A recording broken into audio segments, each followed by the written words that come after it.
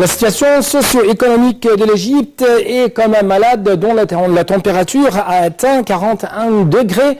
Et après le traitement, la température a baissé à 39 degrés. C'est ce qu'a déclaré devant le Parlement égyptien le Premier ministre égyptien, M. Chif Ismail, aujourd'hui matin, devant non seulement les parlementaires, mais aussi devant le peuple égyptien. Mesdames et messieurs, je dois vous dire bonsoir et je suis Hanvag, l'animateur qui va vous accompagner durant les prochaines minutes, avec plus de précision durant les 60 prochaines minutes qui sont l'âge de cette nouvelle édition de votre émission semi-quotidienne directe. En fait, ce que je viens de vous annoncer, ce ne sont que la grande ligne de cette édition. Avec plus de précision, dans la deuxième partie de cette édition, nous allons discuter avec plus de précision, avec plus de détails, le communiqué prononcé aujourd'hui matin par le Premier ministre égyptien, M. Chif Ismail, dans une séance tenue sous la présidence du Dr Ali Abdelal, président du Conseil du Peuple. En fait, je dois vous donner les grandes lignes de ce communiqué. Par exemple, M. Ismail a affirmé lors de son discours qu'il s'agit d'un moment historique où le peuple égyptien exerce son droit politique à travers ses députés élus à discuter du plan d'action du gouvernement pour y donner son aval et à participer à la prise de décision politique. Le Premier ministre a également indiqué que le Conseil des ministres, en tant qu'autorité exécutive, sera responsable devant le Parlement à tenir ses promesses et à mettre en exécution son plan pour mener à bout ses objectifs espérés. Donc, dans son allocution, M. Ismail a également souligné que le gouvernement fait face à des obstacles dans la surpopulation qui atteint actuellement 6,2% par an et qui représente un vrai défi face au développement du pays. M. Ismail a aussi indiqué que d'après les estimations internationales, un développement remarquable a été réalisé dans le domaine économique, malgré la persistance des dangers. Le chef du gouvernement a évoqué des chiffres reflétant un progrès palpable, surtout en ce qui concerne le recul du taux du chômage, l'augmentation du taux de la croissance. D'autre part, Ismail a souligné les défis qu'affronte actuellement l'Égypte et que l'époque actuelle nous oblige, selon ses propres termes, chacun dans son poste à travailler sérieusement et à mettre en premier lieu l'intérêt de notre patrie, même en prenant des décisions parfois difficiles. Donc, d'après M. Chif Ismail, il faut prendre des décisions très difficiles et des décisions appliquées sur le terrain afin de faire une grande réforme dans les différents domaines de l'Égypte. Le Premier ministre a examiné les axes du programme gouvernemental qui comprend 7 thèmes principaux, entre autres, je cite, le maintien de la sécurité nationale, établir et renforcer une structure démocratique, élaborer un programme économique du gouvernement, établir la justice sociale, améliorer les services présentés aux citoyens, ainsi que mener une réforme administrative et réaliser plus des mécanismes transparents. Enfin, il a insisté sur le fait que l'Égypte devait avoir un rôle pionnier sur la scène africaine et arabe et par conséquent sur la scène internationale. Donc je dois, chers téléspectateurs, vous proposer actuellement un reportage qui va jeter la lumière sur un remaniement ministériel portant sur 10 portefeuilles au cours de la fin de la semaine dernière.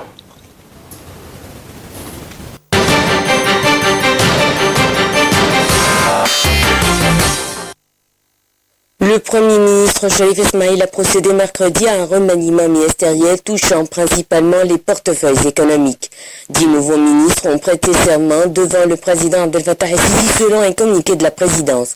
9 ministres ont été remplacés notamment pour les portefeuilles des finances, des investissements, du travail, du tourisme et de l'aviation civile. Un nouveau ministère a été créé, celui du secteur public.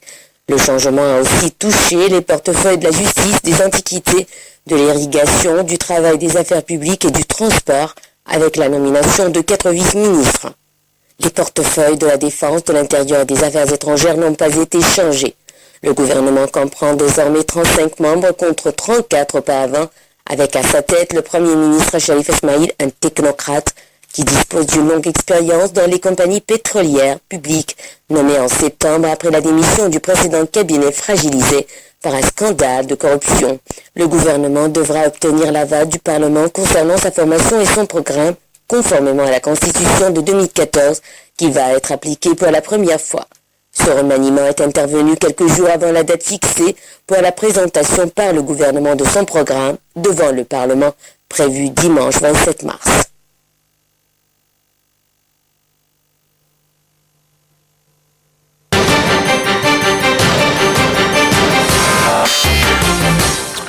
En fait, ce remaniement ministériel est surtout marqué par des préoccupations économiques, l'économie égyptienne faisant face à de grandes difficultés, notamment avec le recul des réserves monétaires en devises du pays qui sont passées de 36 milliards de dollars en 2010 à environ 16 milliards aujourd'hui. La Banque centrale d'Égypte a récemment pris une série de mesures pour libérer la politique monétaire. La dévaluation de la livre égyptienne était la plus importante. Donc, plus d'explications, plus de détails dans ce commentaire toujours signé d'Alia Karam.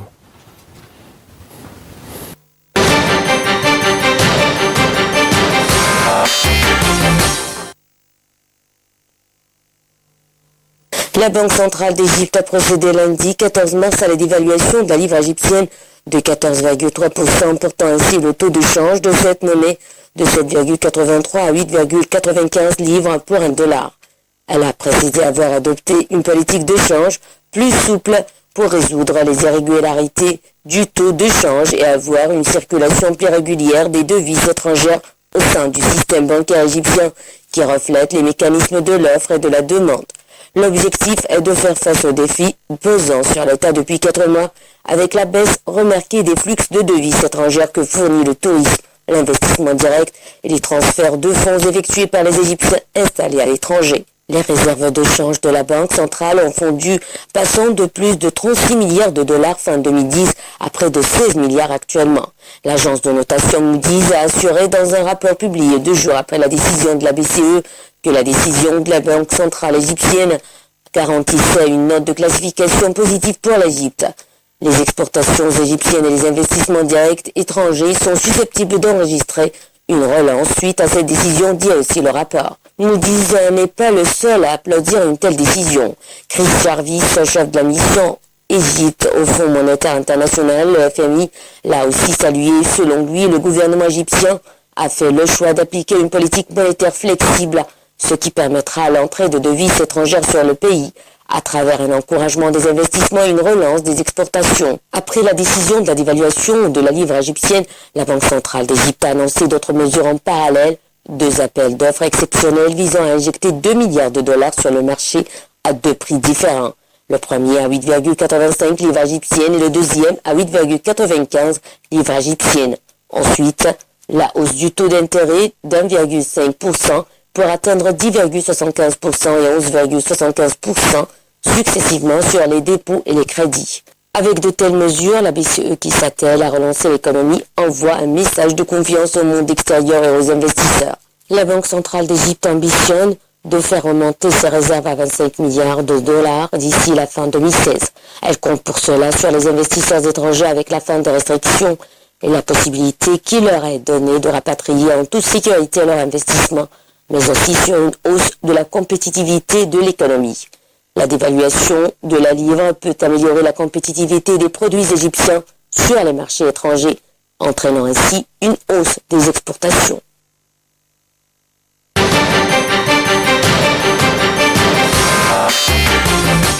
Donc, comme vous venez de regarder, chers téléspectateurs, l'agence de notation Moody's a assuré dans un rapport publié 2 jours après la décision de la BCE ou la Banque centrale égyptienne que la décision de cette dernière institution monétaire nationale garantissait une note de classification positive pour l'Égypte. Selon ce rapport, les exportations égyptiennes, les investissements directs et étrangers sont susceptibles d'enregistrer une relance suite à cette décision. Donc, l'Égypte essaie toujours de sauvegarder la sécurité nationale de l'économie égyptienne et en même temps le gouvernement égyptien, avec plus de précision, le ministre de la Défense essaie toujours de sauvegarder la sécurité nationale de l'Égypte à l'intérieur mais aussi à l'extérieur. C'est pourquoi récemment les ministres de la Défense ou représentants de 27 pays de la communauté des États sahélo-sahariens ont convenu vendredi de renforcer la coopération en matière de la lutte antiterroriste lors de la réunion de Sharm el-Sheikh dans le sud du Sinaï. Donc, Je dois vous laisser actuellement avec un reportage pour avoir plus de détails. Après cela, c'est le temps des analyses, c'est le temps avec plus de précision, c'est le temps des analyses du discours, de communiqué prononcé aujourd'hui par le Premier ministre égyptien, M. Chérif Ismaïl, devant le Parlement égyptien.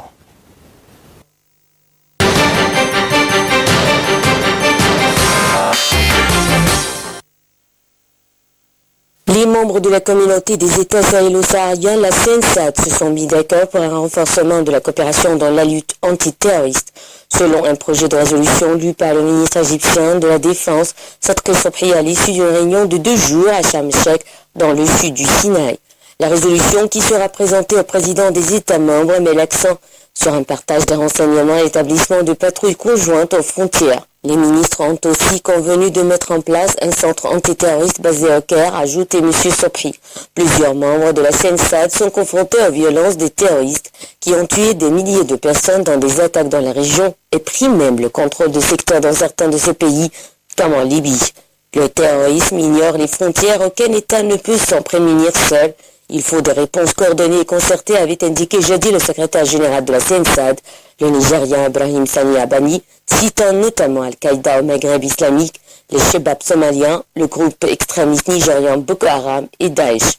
Les travaux de la 5e réunion des ministres de la Défense des pays du Sahel et du Sahara ont démarré jeudi à Sharm el-Sheikh avec la participation de 27 pays africains et arabes, outre des pays européens, à savoir la France, l'Italie, la Grèce, le Chypre et l'Espagne. La communauté des États sahélo-sahariens, la CNSAD, est une organisation internationale regroupant 27 États africains. Elle a été créée le 4 février 1998 à Tripoli, en Libye, à l'initiative du dirigeant libyen Mohamed Kadhafi, à l'issue d'un sommet réunissant les chefs d'État de la Libye, du Mali, du Niger, du Soudan et du Tchad. Un de ses principaux objectifs était l'établissement d'une zone de libre-échange.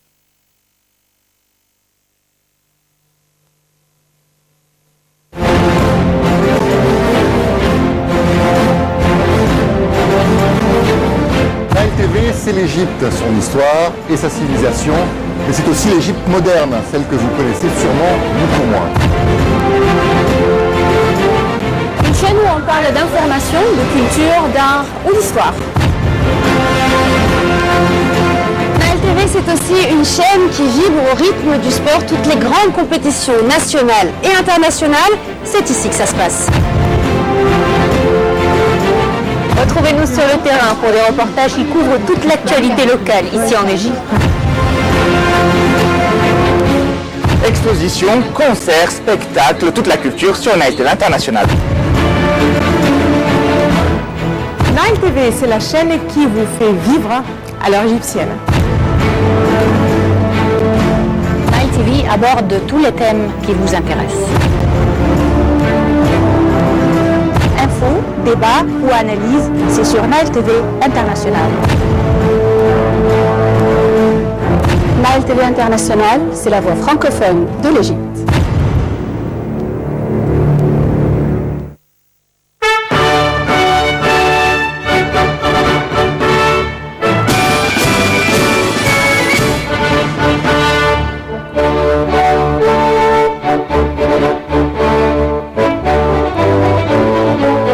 Le nouveau canal de Suez.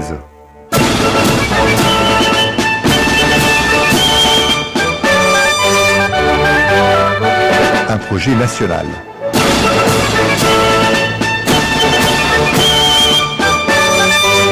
Entièrement financé et réalisé par des Égyptiens.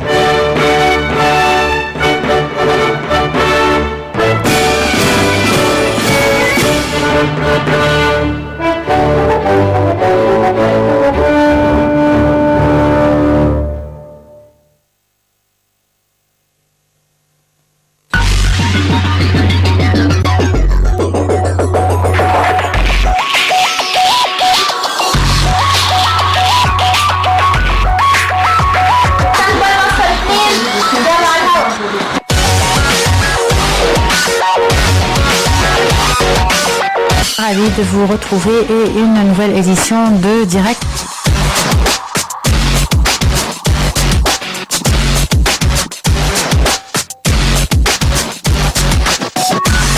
La situation économique en Égypte, où on est exactement. de la situation en Irak où la violence atteint des sommets. Nous allons également parler de la Syrie avec la participation ou la non-participation de l'opposition à la conférence Genève 2.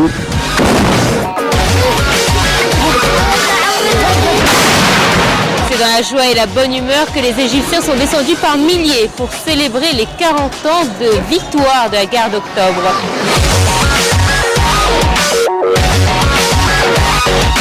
La rédaction de la nouvelle constitution va s'inspirer des anciennes constitutions, mais avec...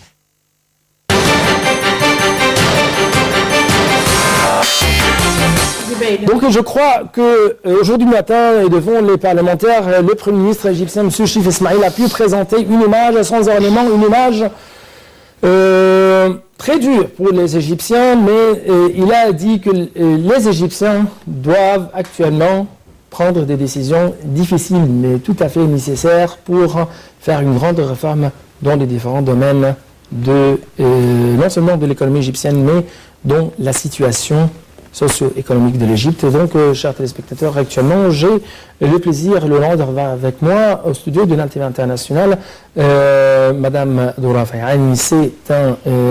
Premièrement, c'est une analyste politique, analyste économique, membre du parti Les Égyptiens Libres. Oui. Et en même temps, vous êtes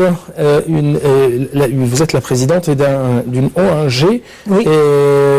qui est spécialiste dans le domaine de la croissance économique oui. basée sur le savoir-faire, je crois. Exactement. Donc, tout à fait, vous êtes toujours la bienvenue sur la TV internationale. Merci. Après, ma question porte sur l'image présentée aujourd'hui de la part du Premier ministre égyptien, M. Chif Ismail, devant le peuple, et c'est parler franchement des difficultés. Il est certain que c'était très important qu'il parle franchement des difficultés, mais j'aurais souhaité qu'il accompagne ce discours également d'un certain nombre de messages clairs, compréhensibles par l'homme et la femme de la rue, et qui ne s'adressent pas uniquement aux parlementaires. Il est certain qu'il présentait le programme du gouvernement au Parlement égyptien, c'est certain, et c'était donc son premier public, mais il est tout aussi certain que son discours a déjà été diffusé et va être diffusé sur toutes les chaînes égyptiennes, sans doute sur certaines chaînes étrangères, et il aurait été tout à fait important qu'à un moment donné de la présentation, au début ou à la fin, il donne un résumé en termes clairs en quoi consiste ce programme. Ouais.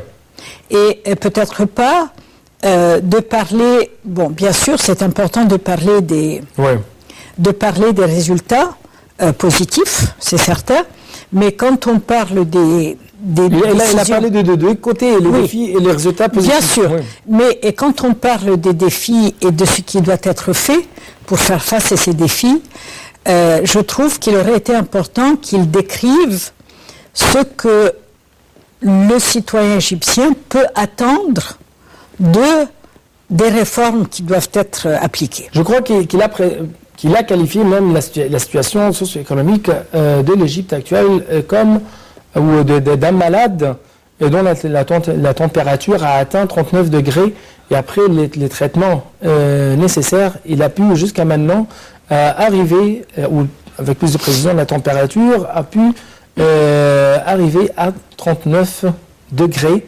Et donc, il a parlé d'un certain progrès sur le domaine socio-économique, mais en même temps, il a exigé plus d'efforts, plus de décisions difficiles à prendre actuellement afin de faire de grandes réformes dans les différents domaines de l'Égypte. C'est certain, mais on a l'impression que le gouvernement ne prend pas suffisamment en compte.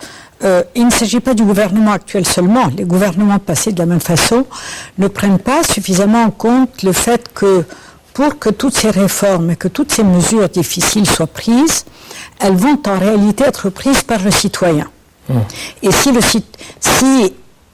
le gouvernement ne convainc pas le citoyen et ne l'embarque pas avec lui dans ce périple difficile et en même temps courageux et ambitieux, eh bien, il ne se passera rien. Ouais. Je veux dire que il y a vous savez, cette fameuse expression anglaise, you have to be two to tango. Mais c'est exactement la même chose. Le gouvernement doit tendre sa main aux citoyens.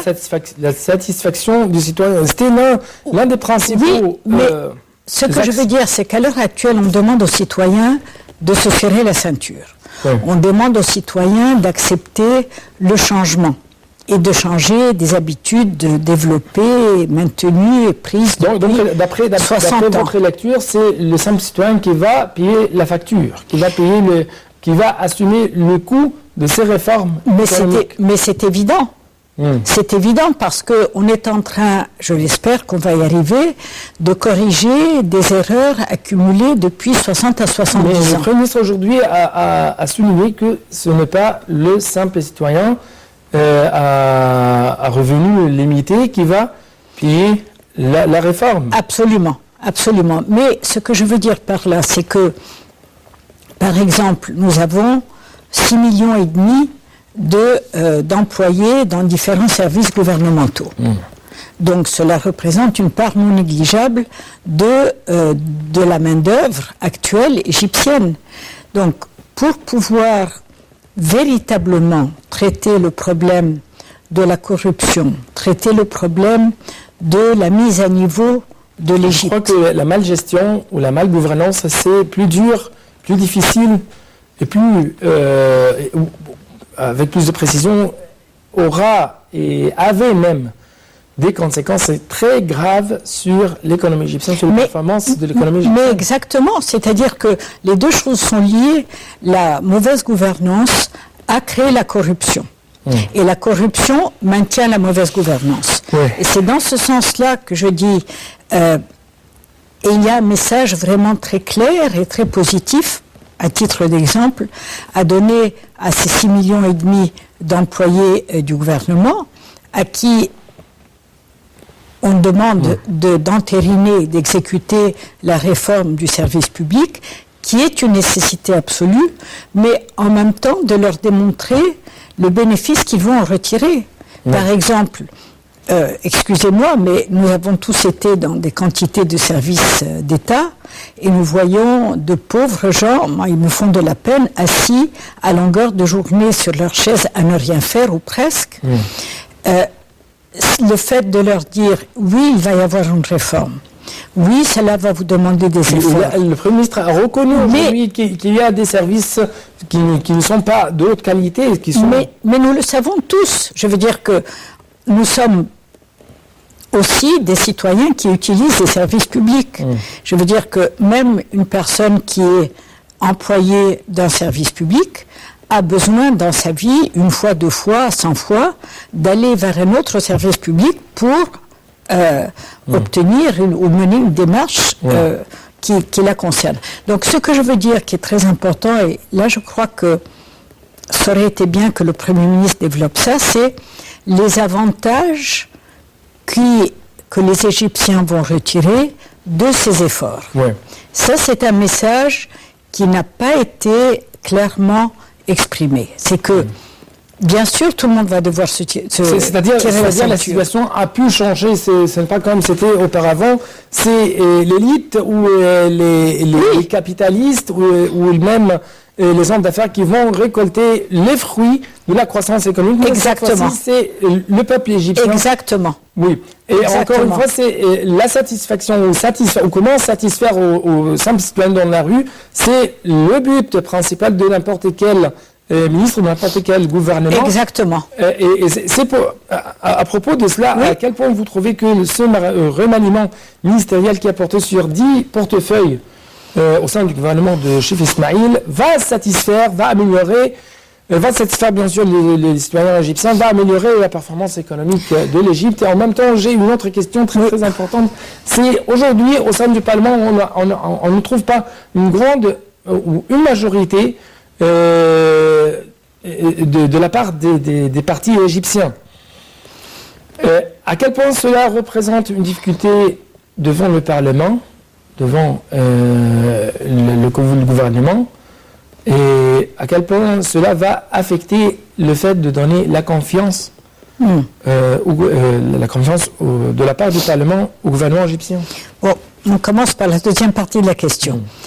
Il est certain que le fait de ne pas avoir un parti politique qui soit le parti du comment dit-on, du gouvernement en place est un écueil.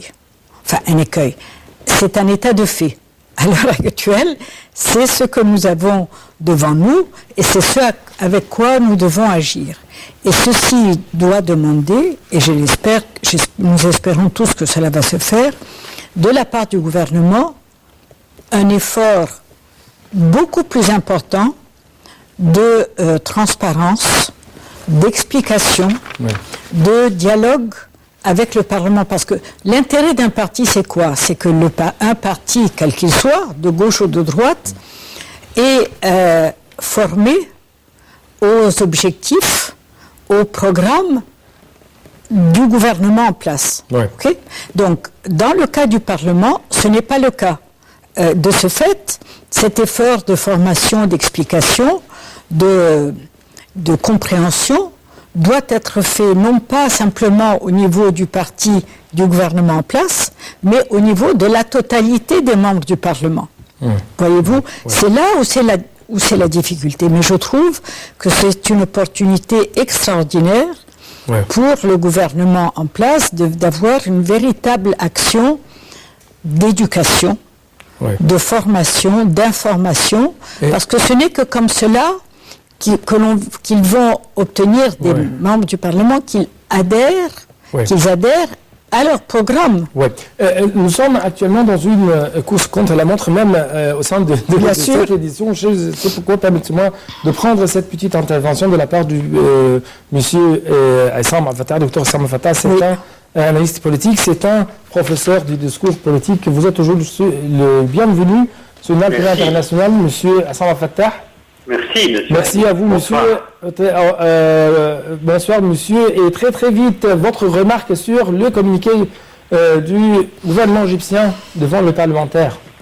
Eh bien, c'est-à-dire en analysant sur le discours ou bien le texte qui a été présenté par le gouvernement, là, vous savez qu'il a commencé par d'abord énumérer les risques, les enjeux, les défis qu'affronte le gouvernement, un programme politique, économique, augmentation du... Puis après, il a dit, malgré les défis, on a réalisé une augmentation du taux de croissance économique de 2% à 4,5%. Ensuite, baisse du taux de chômage de 13,3% jusqu'à 12,7%, ainsi de suite. Puis après, il a commencé par dire, quand il a voulu présenter le programme, il a commencé d'abord par faire allusion aux risques qu'affronte le gouvernement. C'est-à-dire que ces risques étaient une introduction pour sa présentation du programme. Quels sont les risques? Les enjeux de premier ordre sont les enjeux de sécurité. Ça veut dire la sécurité nationale, la sécurité régionale, la sécurité interne et externe sont menacées par quoi? Par le danger de terrorisme. D'où, bien entendu, la conclusion suivante qu'on va trouver dans le programme, c'est quoi? On va dépenses croissantes sur les services de défense. Ça, sur les services de quoi? De défense. Défense et de sécurité. Et puis après, ensuite, il a commencé à dire, le programme, d'abord il a dit, nous avons des problèmes et des défis majeurs, mais nous sommes déterminés, pour les résoudre, à adopter une méthode scientifique. Et puis après, il a dit, bon, chaque procédure économique sera accompagnée d'un programme pour la protection sociale et pour la justice sociale. Et ensuite, il y a aussi le combat contre la corruption va continuer. C'est ce qu'on a dit. Puis après, il a dit, nous allons coopérer avec le secteur privé. Et ce qui nous importe en premier lieu, justement, c'est la satisfaction de citoyens. Puis après, quand il a commencé à exposer son programme, en fait, il n'a montré que les objectifs du programme. Mais il n'a pas expliqué le comment. C'est-à-dire, il y a une distinction entre deux choses. Quand on veut faire l'analyse de discours, quand vous voulez présenter un programme, vous devriez me dire comment vous allez atteindre ces objectifs. Donc, en ce qui concerne le plan du comment, il n'a rien présenté. Mais sur le plan des objectifs, les objectifs certainement touchent tous les secteurs. Ouais. Culturel, économique, santé, mais tous, en fait, reviennent à dire quoi? Nous allons améliorer le service. Oui, donc nous allons combattre la corruption. Donc, mais comment? Mais puisque... Et puis après, quand il a voulu aborder les projets, il a voulu aborder les projets certainement d'investissement, c'est-à-dire les nouvelles villes, par exemple. Puis après, on va bien sûr cultiver la terre. Et puis après, pour les investissements, on va attirer les investissements. Et on va certainement aussi promouvoir le tourisme. Mais vous avez un problème majeur. C'est quoi? Comment allez-vous promouvoir le tourisme, étant donné que jusqu'à maintenant, la position actuelle n'est pas très encourageante. Regardez ce qui se passe. Et quand vous dites nous allons restructurer la sécurité, nous allons dépenser sur la sécurité, le problème, ce n'est pas dépenser la sécurité. Le problème, c'est la restructuration de la sécurité. Alors, comment allez-vous faire ça? Ça, c'est la question à laquelle je n'ai pas trouvé de réponse. Donc M. Chérif Ismail a présenté les défis, mais il n'a pas donné les détails en ce qui concerne les mécanismes. Il a dit les objectifs seulement, mais moi je connais déjà les objectifs. Les mécanismes de comment résoudre de tels problèmes. Oui, c'est très vague, c'est très obscur, n'est pas clair. 1, 2, 3, 4, 5... Mais en ce qui concerne le comment, ça c'est un programme qu'on peut toujours présenter qui peut être présenté par n'importe quel gouvernement, où qu'on soit et n'importe quand. Oui. Docteur Hassan Fattah, je dois vous remercier infiniment. Je vous rappelle, chers téléspectateurs, que c'était un analyste politique, un professeur de discours politique. Donc, merci beaucoup. Et vous avez deux remarques ou des...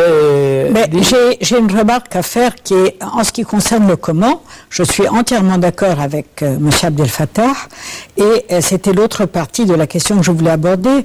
L'une qui est la nécessité pour le gouvernement, comme je viens de vous le dire, de faire un effort auquel il n'est pas habitué, de communication, d'explication, et l'autre qui est évidemment de développer un programme, parce que il est certain que le fait de ne pas avoir développé les modalités d'application de ces objectifs ne peut que renforcer la situation de flou, d'insécurité, d'un peu tout le monde. Oui. Et je parle aussi bien du citoyen lambda que des milieux, des classes aisées ou moyennes ou des milieux économiques. Oui. Très très vite, par exemple, M. Chérif Ismail a dit que nous avons réussi depuis 2013, depuis juin 2013, à protéger la sécurité nationale de l'Égypte de la chute, comme c'était le cas des pays qui nous entourent. Il y a beaucoup de choses à dire là-dessus. La vérité, with all due respect, comme on dit, la vérité c'est que ce qui a maintenu l'Égypte ensemble, c'est les Égyptiens. C'est le sens très très fort de la notion de nationalité, de la notion de nationalité égyptienne et de la volonté de ne pas se laisser envahir par toutes ces tendances-là. Et quand je dis l'Égyptien, c'est aussi bien les Égyptiens, les Égyptiennes dans la rue qui sont descendus le 30 juin, qui ont fait tout ce qu'il fallait pour regagner et reconquérir leur pays. Et c'est bien évidemment la police, l'armée qui ont vraiment fait leur devoir. Et c'est vraiment cela qui fait et qui tire ces deux institutions tirent leur légitimité de la part du peuple égyptien. Absolument. Un autre point très très important, je vais faire deux remarques sur les points prononcés aujourd'hui. Un autre point, c'est nous avons récupéré la place de l'Égypte sur la scène internationale, la place politique, et même nous avons consacrer les pieds de l'Égypte sur la scène internationale, régionale et arabe. Le président Sisi a fait un travail remarquable. En l'espace de moins de 2 ans, il a effectivement remis l'Égypte à sa place, pas autant qu'elle était avant, mais vraiment il a fait un énorme travail et extrêmement réussi. malheureusement, les mêmes services dont nous parlions tout à l'heure, en particulier l'intérieur et la sécurité nationale, durant cette dernière année en particulier, ont vraiment fait tout ce qu'il était en leur pouvoir de faire pour démolir, et j'emploie les mots justes, pour démolir l'action du président. Oui. Nous avons une façon de gérer nos problèmes internes qui ne peut pas être... Le président court plus vite que les institutions. Mais il y a autre chose aussi, c'est que les institutions ont besoin de comprendre ce que le président a compris depuis le début, c'est que nous sommes un village. Le monde entier est devenu un village. Avec les social media, avec la vitesse avec laquelle on a les informations, on ne peut pas avoir des actions internes en disant ce n'est qu'un aspect interne. Ça n'est plus possible. Sur le plan économique... Et nous sommes en train de payer cher ces erreurs. Oui, et sur le plan économique, selon le Premier ministre égyptien Chérif Ismaïl, le taux de chômage a reculé de 13,3% à 12,7% avec la fin de 2015. Oui, mais c'est possible. Nous n'avons pas les moyens d'aller vérifier ces chiffres. Mais il est certain... Ça n'est pas suffisant. Bien sûr que ce n'est pas suffisant. Parce qu'il y a le chômage formel et il y a le chômage informel qui est de loin supérieur, qui doit être de l'ordre du double ou de 2 fois et demi ce chiffre. Informel, c'est-à-dire? C'est-à-dire de personnes qui ne sont pas déclarées en tant que chômeurs et qui de ce fait ne figurent pas sur les listes et de ce fait pas sur les analyses et les pourcentages et les calculs qui sont faits. Oui, parmi les accomplissements du gouvernement égyptien, l'Égypte a pu faire un progrès ou dans le domaine de la transparence internationale d'après des rapports à cet égard. Par exemple, avec l'Égypte plutôt a pu arriver à la place, à la 94, je crois 94, à la place 94, alors qu'en 2013, c'était à la place 214.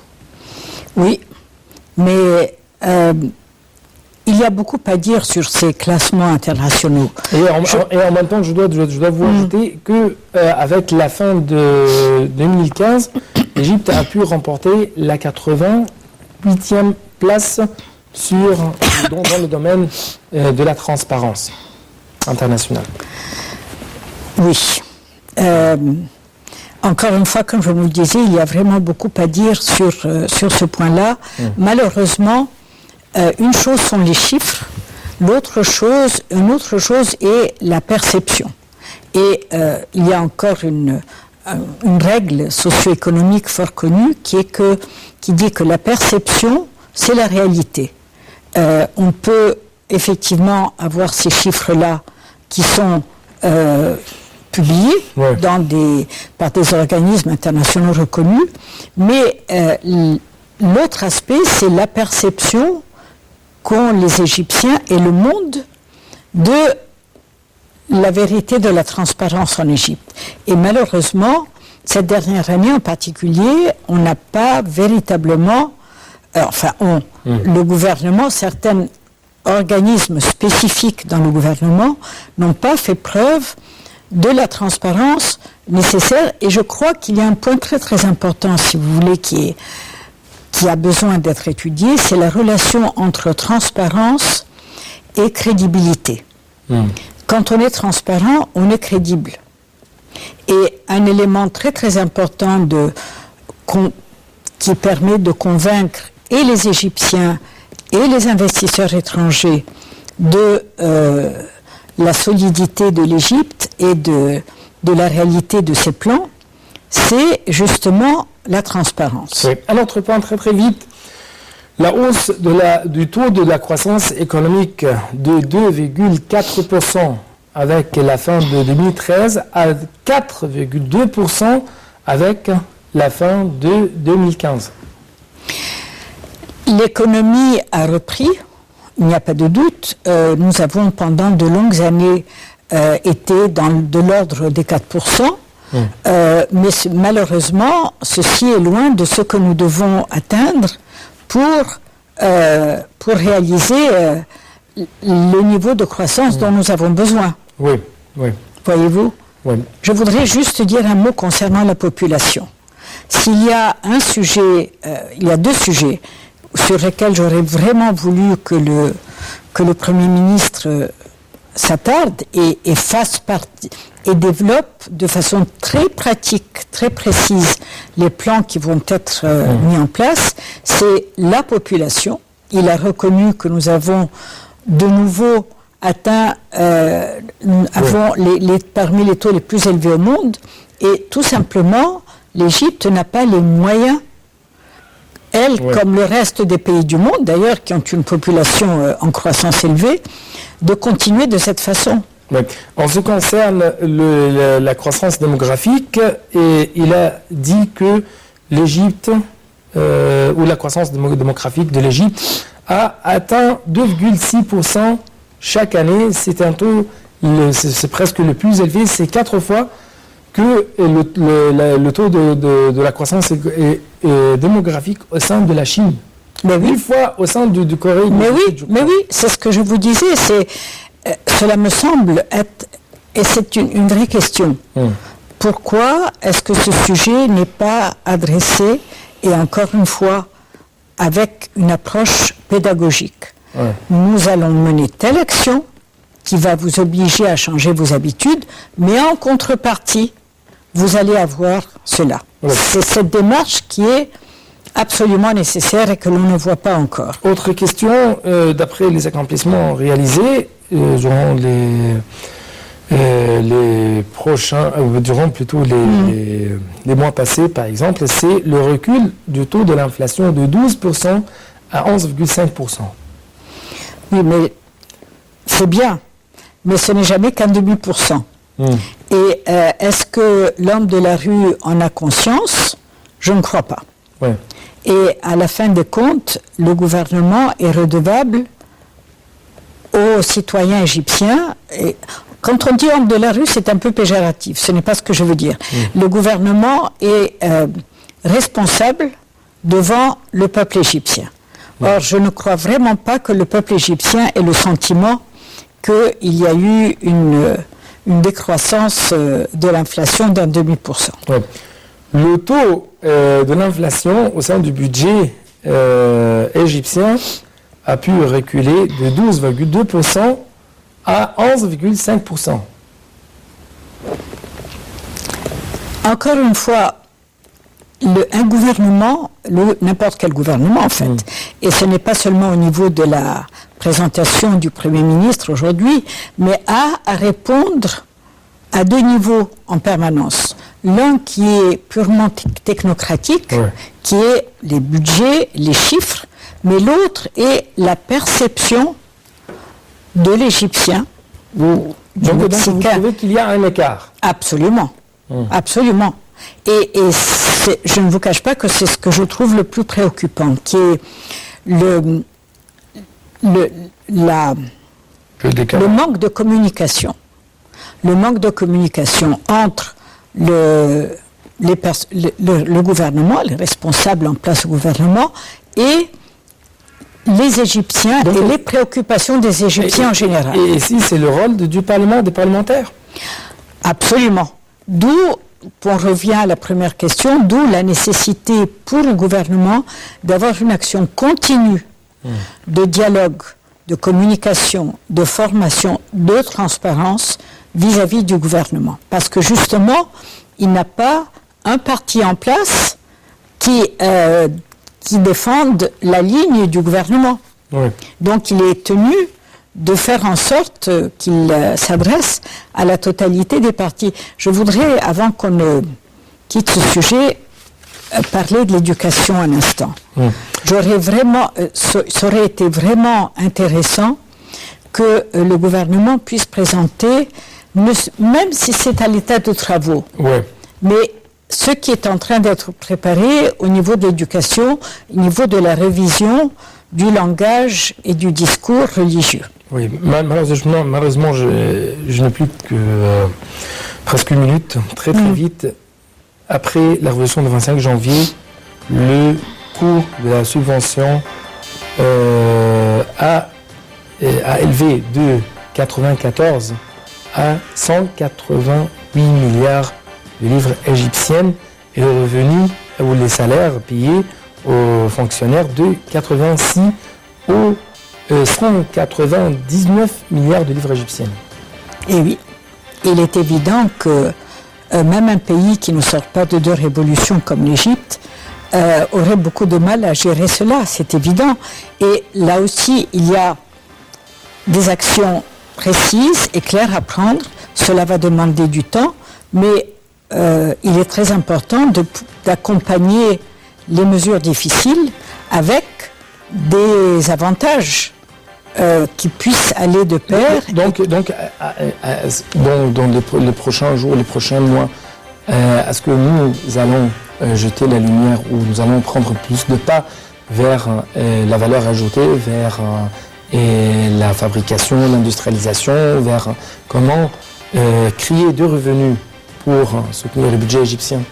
Mais c'est une nécessité. C'est absolument une nécessité parce que comment peut-on créer de la richesse autrement? Aussi bien au niveau des...